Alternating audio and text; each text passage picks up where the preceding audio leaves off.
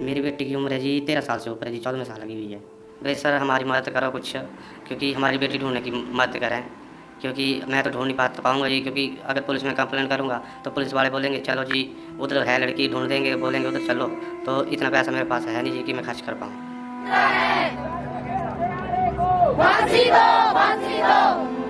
ਇਹ ਚੰਦ ਜਿਹੜੇ ਚਟੂਕਾਰ ਨੇ, ਮੁਸਲਮਾਨਾਂ 'ਚ ਵੀ ਚੰਦ ਚਟੂਕਾਰ ਨੇ, ਉਹਨਾਂ ਨੇ ਦੂਜੇ ਦਿਨ ਮੀਡੀਆ ਲਾਈਵ ਸੱਦ ਕੇ अपनी चटुकारता दसने वास्ते आज क्यों नहीं खड़े हो?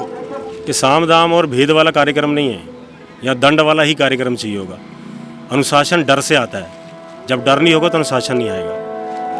एक पासे वो कह रहे भी ਧੀਆਂ ਭੈਣਾਂ सारे दी ਸਾਂਝੀਆਂ ਨੇ, जद इत्थे सारिਆਂ ਨੂੰ कॉल ਦਿੱਤੀ गई सी भी सारे समुदायां वास्ते है, जरूरी नहीं है भी हिंदुआं वास्ते है। ਅੱਜ ਵੀ ਇੱਥੇ ਸਾਡਾ ਸਾਥ ਦਿੰਦੇ, ਇੱਥੇ ਫਾਂਸੀ ਦੀ ਮੰਗ ਕਰਦੇ, ਪਰ ਉਹ ਲੋਕ ਸਿਰਫ ਉਹਨਾਂ ਦੀ ਜਿਹੜੀ ਮਾਨਸਿਕਤਾ ਹੈ ਉਹ ਮਸਜਿਦਾਂ ਦੇ ਵਿੱਚ ਜਿਹੜਾ ਰਾਤ ਨੂੰ ਉਹਨਾਂ ਨੂੰ ਜਮਾਤੀ ਆ ਕੇ ਪਾਠ ਪੜ੍ਹਾ ਰਹੇ ਆ, ਸਿਰਫ ਉੱਥੇ ਤੱਕ ਸੀਮਤ ਨੇ। परंतु हम ये चाहते हैं कि हमारे जनप्रतिनिधि यहाँ पर आए। महाराज ये भौंकने वाले नहीं, तो कटने वाले हैं। अगर ना हिले ज़्यादा देर तो फिर सानू इन्हां दी कुर्सियां हिलानियां पड़ियां। जो मस्जिदों में लाउड स्पीकर 4:30 बजे 4 बजे बज रहा है, क्या हमें डिस्टर्ब नहीं कर रहा? 5 बार कौन सा लाउड स्पीकर बजने की जरूरत है? कहाँ पे लिखा हुआ है? आदरणीय मुख्यमंत्री जी, आदरणीय मंत्रियों, आदरणीय हमारे हिमाचल के विधायकों, आप सभी से विनम्र निवेदन है कि 15 दिन के अंदर फास्ट ट्रैक कोर्ट का आप गठन करें। अगर 15 दिन के अंदर आप गठन नहीं करते तो दोबारा सड़क किसी तरह जाम होगी।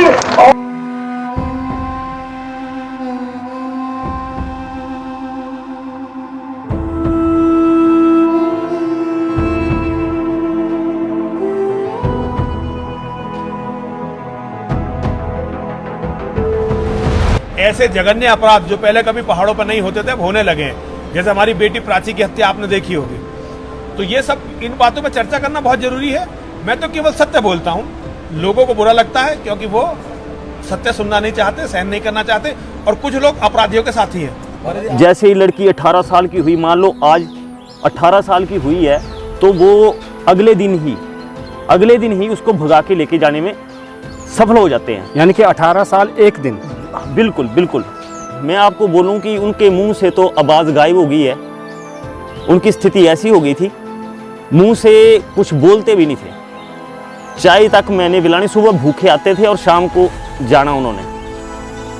क्या बोल? पूरा सारा दिन बैठे रहते थे शॉप पे ही, पूछे मेरी बेटी आएगी, मेरी बेटी आएगी, मेरी बेटी आएगी, करो कुछ, उसको लेके आओ, किसी के साथ बात करो।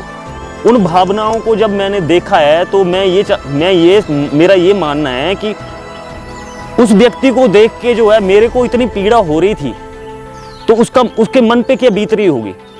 सारी घटना के कारण जहाँ जो परिस्थिति वहाँ पर बनी है, मैंने सभी लोगों से मैं निवेदन करना चाहूँगा कि वो सौहार्दपूर्ण माहौल को बनाए रखें। लोगों से मैं निवेदन करना चाहूँगा कि वो सौहार्दपूर्ण माहौल को बनाए रखें। प्राची राणा की हत्या के बाद हिमाचल के मुख्यमंत्री जयराम ठाकुर ने कहा था कि मैं सभी लोगों से निवेदन करना चाहता हूं कि वो सौहार्दपूर्ण माहौल बनाए रखें। अब सरकार ही बताए कि धार्मिक सौहार्द बनता कैसे है। देवभूमि को अगर कश्मीर, केरल, असम या बंगाल बनाने की कोशिश होगी तो धार्मिक सौहार्द बिगड़ेगा। जब 12-13 साल की बच्चियों को फंसाकर कोई विधर्मी जम्मू कश्मीर ले जाएगा तो सौहार्द बिगड़ेगा। जब 18 साल 1 दिन, 18 साल 7 दिन, 18 साल 20 दिन की लड़कियां एकाएक घर से गायब हो जाएंगी तब सौहार्द बिगड़ेगा। जब देवभूमि की सैकड़ों मस्जिदों के लाउडस्पीकर विवादास्पद ऐलान करेंगे तो सौहार्द बिगड़ेगा। जब बेरोक टोक फेरी वाले हमारे घरों की रेकी करेंगे तो सौहार्द बिगड़ेगा। जब कोई हिमाचल की बेटियों को हिंदू नाम से फंसाए और दूसरी या तीसरी बीवी बनाए तो सौहार्द बिगड़ेगा। जब आए दिन गौमाता को बूचड़ खानों में ले जाया जाएगा तो सौहार्द बिगड़ेगा। सौहार्द के नाम पर जयराम सरकार अब हिमाचल को ज्यादा दिन ठग नहीं पाएगी। अगर सरकार सौहार्द चाहती है तो सौहार्द का वातावरण पैदा करे। हिम्मत हार चुके इस पिता की 13 साल की बच्ची क्यों पागलों की तरह मारी मारी फिर रही थी? जब उसकी उम्र खेलने की थी वो किसी विधर्मी की यौन दासी क्यों बना दी गई? क्यों हिमाचल पुलिस लव जिहाद के रैकेट का भंडाफोड़ नहीं कर पा रही है? अगर राजा कमजोर हो और कठोर निर्णय लेने की क्षमता नहीं रखता हो तो समाज किसी निर्बल नेता की बजाय छत्रपति शिवाजी और महाराणा प्रताप से प्रेरणा लेगा। अब्दाली, गौरी, गजनी जो काम नहीं कर पाए हैं वो आज के जिहादी बड़ी आसानी से कर जाते हैं, क्योंकि देश में कानून का राज है और कानून लचर है, खासकर जिहाद के मामले में। 1947 में हिंदू समाज के साथ सबसे बड़ा धोखा हुआ। धर्म के नाम पर इसके दो टुकड़े हुए। एक टुकड़ा अब इस्लामिक देश बनकर वहां से हिंदू सिखों का सफाया कर चुका है। बाकी बचा भारत सरकारों के दम पर बच जाएगा, इसकी कोई गारंटी नहीं। क्या जेपी नड्डा ने बंगाल हिंसा का तांडव नहीं देखा था? क्या इतिहास को कोई झुठला सकता है? हमें इतिहास और वर्तमान की घटनाओं से सबक लेते हुए कठोर निर्णय लेने होंगे।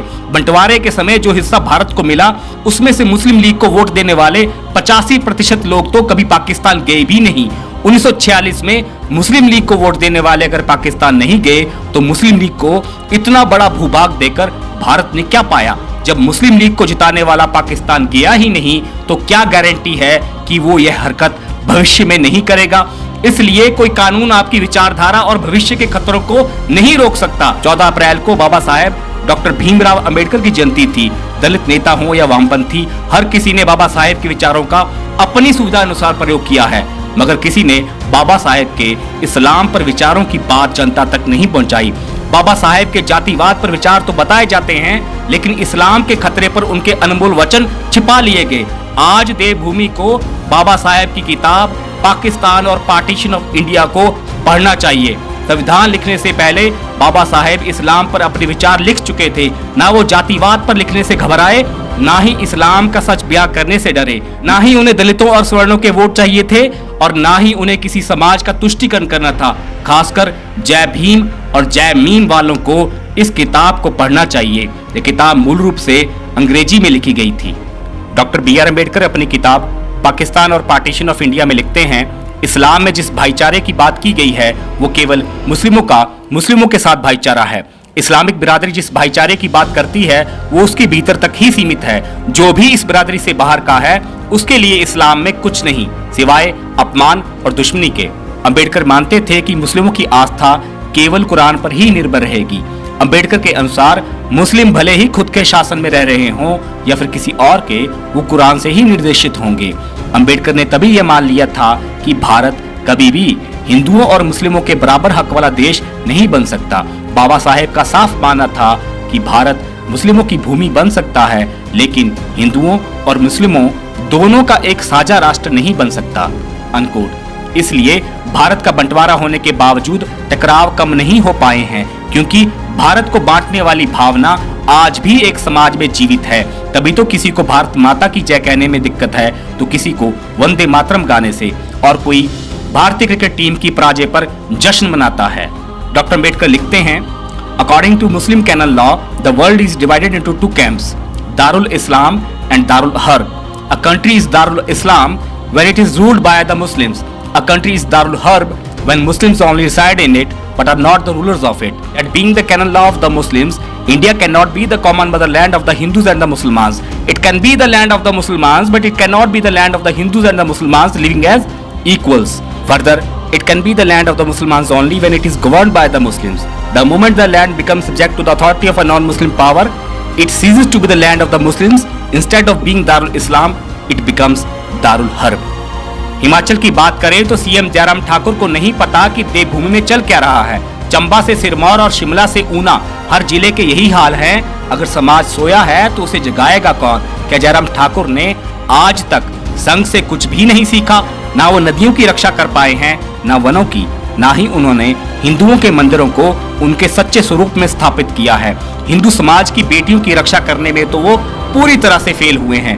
अगर हिंदू दृष्टिकोण से सोचा जाए तो जयराम ठाकुर को तुरंत प्रभाव से पद खाली कर देना चाहिए। अगर हिमाचल ऐसे नेता के अधीन रहा तो हिमाचल कल का कश्मीर बनने की तैयारी कर सकता है। फिर भी अगर वो चाहते हैं कि हिमाचल में धार्मिक सौहार्द बना रहे तो पहले राज्य में चल रहे जिहाद को कंट्रोल करें। इस बेसहाय पिता को उसकी बच्ची वापस दिलाई जाए। 13 मार्च से गायब 13 साल की बच्ची कहाँ है? पुलिस कहती है हम लड़की को वापस ले आएंगे, लेकिन जम्मू जाने आने का खर्च पिता को वहन करना होगा। एक गरीब पिता पुलिस की इस डिमांड को पूरा नहीं कर सकता, इसलिए वो संघ की शरण में आया है। जिहाद एक सच्चाई है, जिहाद रुकेगा तो सौहार्द कायम होगा। कि अपने अपने क्षेत्र से सफाई अभियान की शुरुआत कीजिए पूरे हिमाचल प्रदेश में, तब जाकर के इस्लामिक जिहाद को काउंटर कर पाएंगे हम। अगर आज आप लोगों ने इस अलार्म को नहीं सुना तो आने वाले दिनों में ये आग हम सबके घरों तक पहुंचेगी। आज एक बेटी गई है, आपको आए दिन ऐसे मोमबत्तियां लेकर के चौक और चौराहों पर खड़ा होना पड़ेगा। तो मैं आह्वान करना चाहूंगा हिंदू समाज से, उठिए और इस विषय के ऊपर जागृत होकर के अपने संपूर्ण समाज से, पूरे हिमाचल प्रदेश से इस फसादी कौम के सफाई की शुरुआत कीजिए। हिंदू जागरण मंच ने इसकी शुरुआत सिरमौर और बिलासपुर से बहुत पहले कर दी। कुल्लू में बहुत पहले ये अभियान हम ले चुके हैं और हमारे कुछ एक जिले हम लोग इससे मुक्त करवा चुके हैं। बिलासपुर की अनेक पंचायतों में, कुल्लू की अनेक पंचायतों में पंचायत स्तर पर ये रेजोल्यूशन पास किए गए हैं कि कोई भी बाहरी व्यक्ति बिना पंचायत की अनुमति के उस क्षेत्र में ना तो व्यापार कर पाएगा और ना बिना पंचायत की अनुमति के उस क्षेत्र में रह पाएगा। तो मैं आह्वान करना चाहता हूं, जितने भी संवैधानिक पदों के ऊपर हमारे प्रधान, पंचायत प्रधान और दूसरे जो चुन करके आए हुए प्रतिनिधि हैं, उनसे मेरा करबद्ध निवेदन है, इस विषय की गंभीरता को समझिए और अपने क्षेत्र की आंतरिक सुरक्षा को सुनिश्चित करने के लिए अपनी अपनी पंचायतों में, नगर पंचायतों में, नगर परिषदों में ये रेजोल्यूशन पास कीजिए सर्वसम्मति से कि हमारी पंचायत में, हमारी नगर परिषद में, हमारे शहर में कोई भी बाहरी व्यक्ति हमारी स्थानीय पंचायत के अनुमति के बिना, उसकी परमिशन के बिना ना तो व्यापार कर सकेगा और ना वहां रह सकेगा। जब तक हम इस दिशा में नहीं बढ़ेंगे तब तक ऐसी घटनाओं की पुनरावृत्ति बार बार होती रहेगी।